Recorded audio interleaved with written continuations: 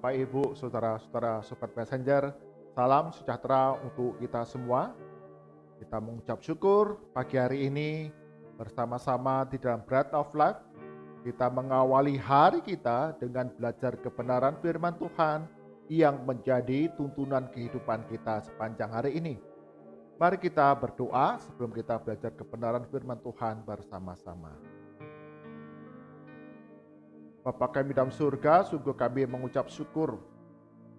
Pagi hari ini Engkau karuniakan kepada kami satu kehidupan yang baru, di mana kami mengawalinya bersama-sama dengan Bread of Life.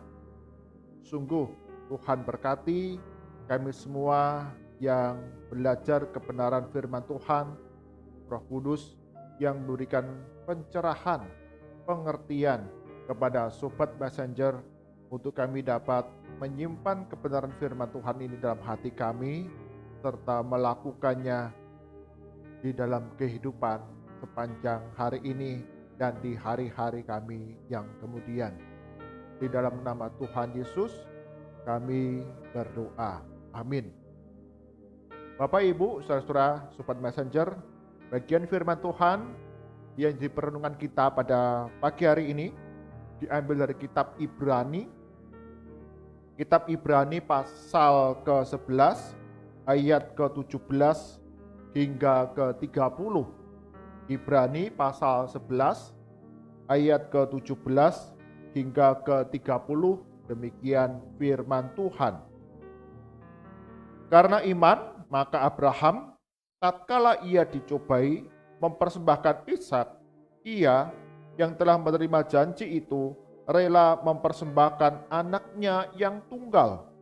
Walaupun kepadanya telah dikatakan keturunan yang berasal dari Ishaklah yang akan disebut keturunanmu. Karena ia berpikir bahwa Allah berkuasa membangkitkan orang-orang sekalipun dari antara orang mati. Dan dari sana ia seakan-akan telah menerimanya kembali. Karena iman, maka Ishak sambil memandang jauh ke depan memberikan berkatnya kepada Yakub dan Esau. Karena iman, maka Yakub ketika hampir waktunya akan mati memberkati kedua anak Yusuf, lalu menyembah sambil bersandar pada kepala tongkatnya. Karena iman, maka Yusuf menjelang matinya memberitakan tentang keluarnya orang-orang Israel dan memberi pesan tentang tulang belulangnya. Karena iman, maka Musa setelah ia lahir disembunyikan selama 3 bulan oleh orang tuanya, karena mereka melihat bahwa anak itu elok rupanya dan mereka tidak takut akan perintah raja. Karena iman, maka Musa setelah dewasa menolak disebut anak putri Firaun, karena ia lebih suka menderita sengsara dengan umat Allah daripada untuk sementara menikmati kesenangan dari dosa. Ia menganggap penghinaan karena Kristus sebagai kekayaan yang lebih besar daripada semua harta Mesir, sebab pandangannya ia arahkan kepada upah. Karena iman, maka ia telah meninggalkan Mesir dengan tidak takut akan murka Allah, murka raja. Ia bertahan sama seperti ia melihat apa yang tidak kelihatan. Karena iman, maka ia mengadakan Paskah dan pemercikan darah, supaya pembinasa anak-anak sulung jangan menyentuh mereka. Karena iman, maka mereka telah melintasi Laut Merah sama seperti melintasi tanah kering, sedangkan orang-orang Mesir tenggelam ketika mereka mencobanya juga. Karena iman, maka runtuhlah tembok-tembok Yeriko setelah kota itu dikelilingi 7 hari lamanya. Amin. Demikian firman Tuhan. Yang berbahagia adalah setiap kita yang tekun membaca firman Tuhan siang dan malam, serta melakukannya dalam kehidupan kita hari demi hari. Tema perenungan kita pada pagi hari ini adalah belajar dari kegagalan. Belajar dari kegagalan. Seorang atlet lompat jangkit dari Inggris yang bernama Jonathan Edwards, dia kemudian diutus oleh negaranya untuk mengikuti pertandingan lompat jangkit di Olimpiade tahun 1988. Jonathan Edwards begitu bersemangat. Inilah kesempatan emas buat saya untuk menunjukkan prestasi terbaik yang aku miliki. Dan di dalam Olimpiade tahun 1988 di Seoul, Jonathan Edwards menempati peringkat ke-21. Dia gagal menunjukkan prestasi terbaiknya. Di tahun Olimpiade berikutnya, pada tahun 1992, kembali Jonathan Edwards mewakili negaranya Inggris untuk mengikuti lomba lompat jangkit di Olimpiade. Wow, ini kesempatan kedua yang diberikan kepada saya. Kesempatan emas buat saya. Dan Jonathan Edwards bertanding di sana. Dan dia menempati urutan ke-24. Lebih buruk dari Olimpiade sebelumnya. Kembali kegagalan itu dialami oleh Jonathan Edwards. Usia terus bertambah, yang menurut sebagian orang adalah semakin usia bertambah, maka kemampuan kekuatan itu akan berkurang. Di dalam Olimpiade 1996, kembali Jonathan Edwards mewakili negaranya Inggris telah mengalahkan beberapa rekan dalam babak kualifikasi untuk dapat menembus pertandingan di Olimpiade. Kesempatan itu datang kembali. Jonathan Edwards berjuang dengan sekuat tenaga dengan beberapa teknik yang diperbaharui. Apa menjadi kelemahannya, apa yang menjadi kekuatannya, semua diperbaiki. Dan di dalam Olimpiade tahun 1996,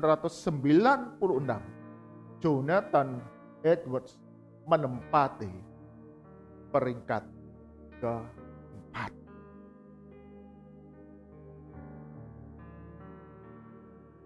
Prestasi yang jauh lebih baik. Tapi kesempatan emas yang diberikan itu tidak mendapatkan medali emas. Dan usia terus bertambah. Kekuatan makin menyusut. Fisik semakin terbatas. Tetapi semangat, keyakinan itu terus muncul, bertumbuh di dalam hati, jiwa dari Jonathan Edwards. Impiannya merebut medali emas itu masih ada di dalam Olimpiade. Tahun 2000, di dalam babak kualifikasi Olimpiade, Jonathan Edwards kembali lolos untuk mengikuti lomba lompat jangkit di Olimpiade. Kembali bertanding, ini kesempatan emas. Dan mungkin ini yang terakhir bagi Jonathan Edwards dengan usianya yang semakin bertambah. Lawan tanding masih muda, punya kekuatan yang jauh lebih besar, fisik yang jauh lebih baik. Dan Jonathan Edwards dengan segala daya, semangatnya, spiritnya, dan teknik-teknik yang diperbaharuinya, dia ikut berlomba bertanding. Dan dia Jonathan Edwards menempati peringkat pertama. Dia mendapatkan medali emas di dalam Olimpiade tahun 2000 di dalam cabang lomba lompat jangkit. Membutuhkan 12 tahun. Membutuhkan 3 Olimpiade yang boleh dikatakan gagal. Tetapi itu tidak menyurutkan Jonathan Edwards. Justru dia belajar dari kegagalan demi kegagalan untuk mengembangkan dirinya menjadi lebih baik. Bapak, Ibu, saudara-saudara, sobat messenger, dalam pandangan sebagian orang, ketika kita melewatkan sebuah kesempatan baik, sebuah kesempatan emas, maka kita tidak akan pernah memperoleh kembali kesempatan emas itu. Untuk mendapatkan emas itu, masa itu sudah lewat dan kita kemudian terpuruk dan putus asa akibat kegagalan.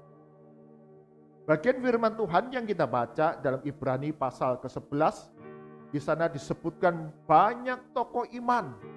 Dalam perjalanan kehidupan mereka, ada beberapa yang mengalami kegagalan demi kegagalan. Tetapi imannya kepada Tuhan,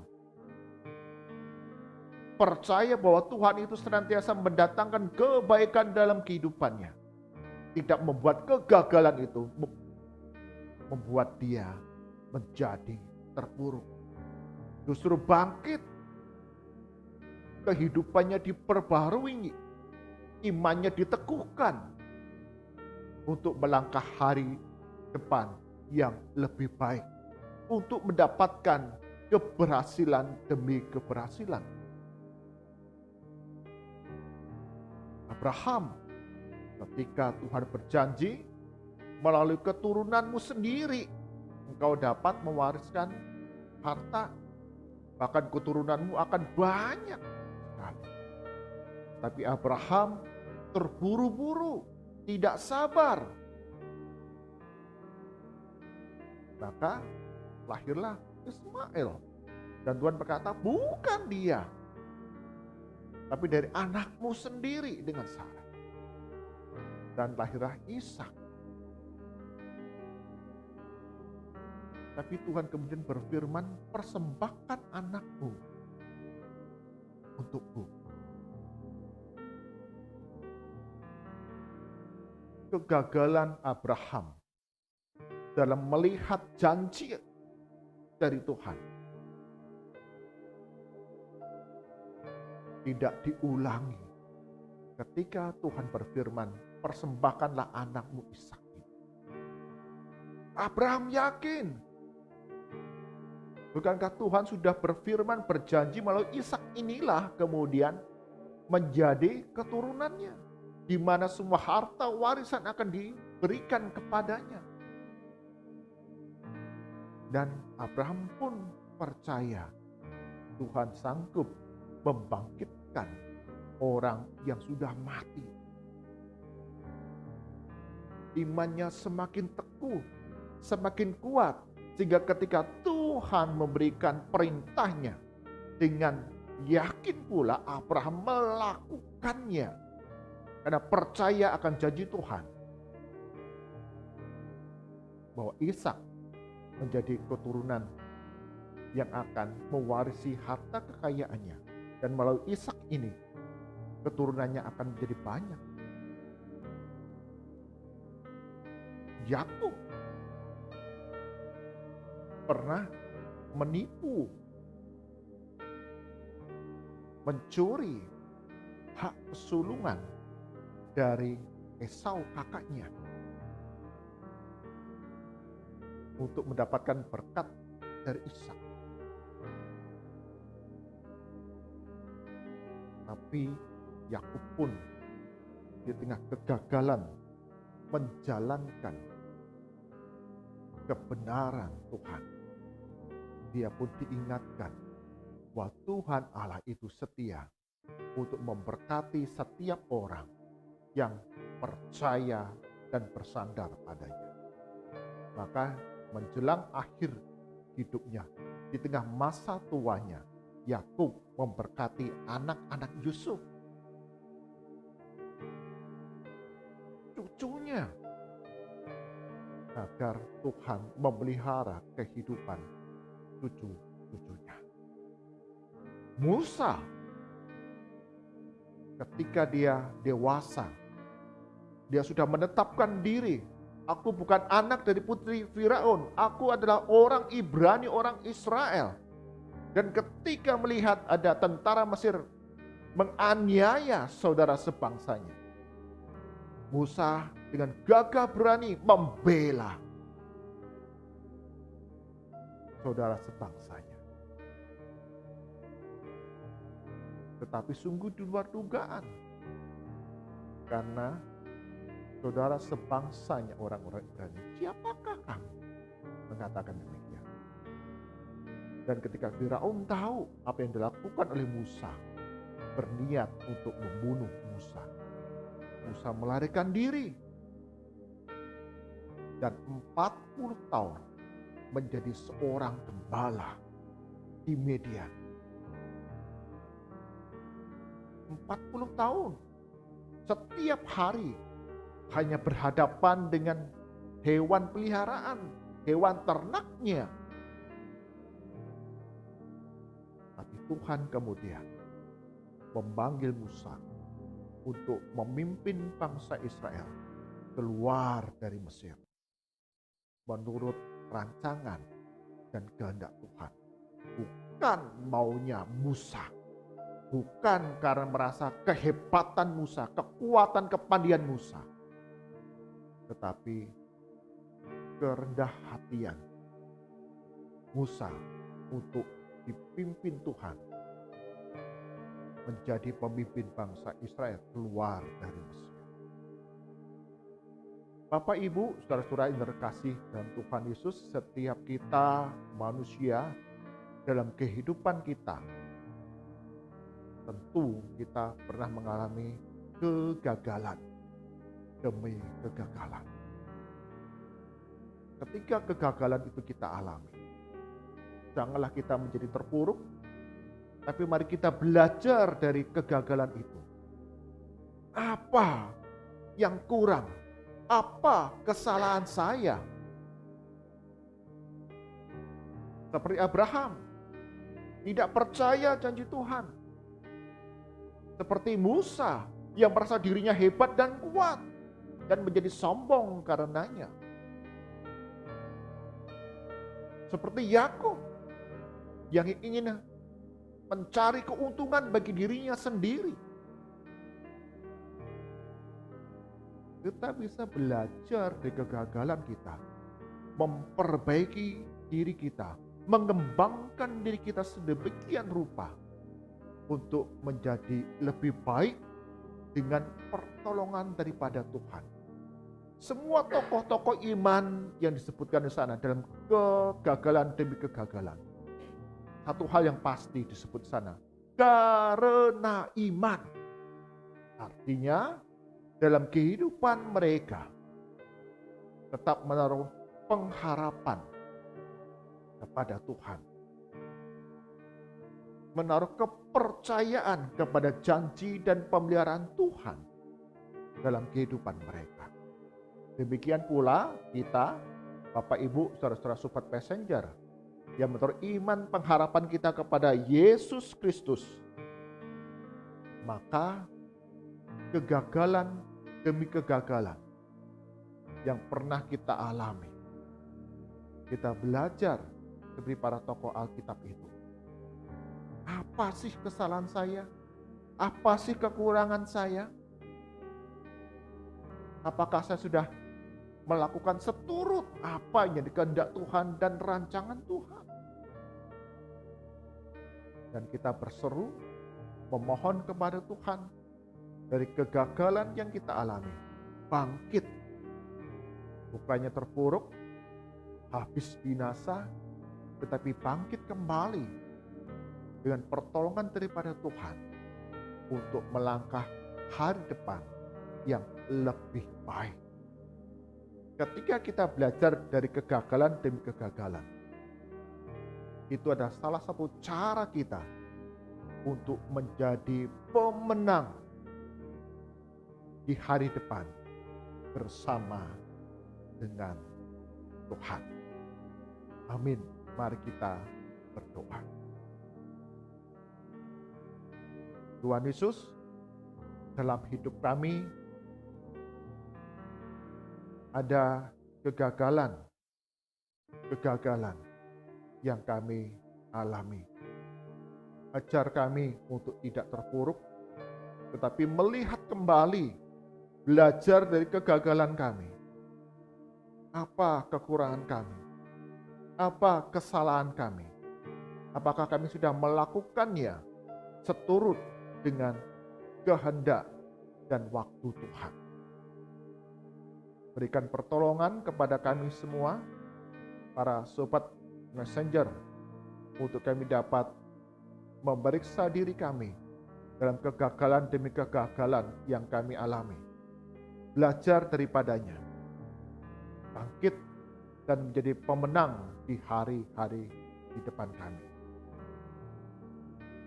Kami menserahkan ya Tuhan, sepanjang hari ini, segala aktivitas kami, usaha kami, pekerjaan kami, bahkan studi kami, Engkau berkati sehingga kami dapat melakukannya dengan yang terbaik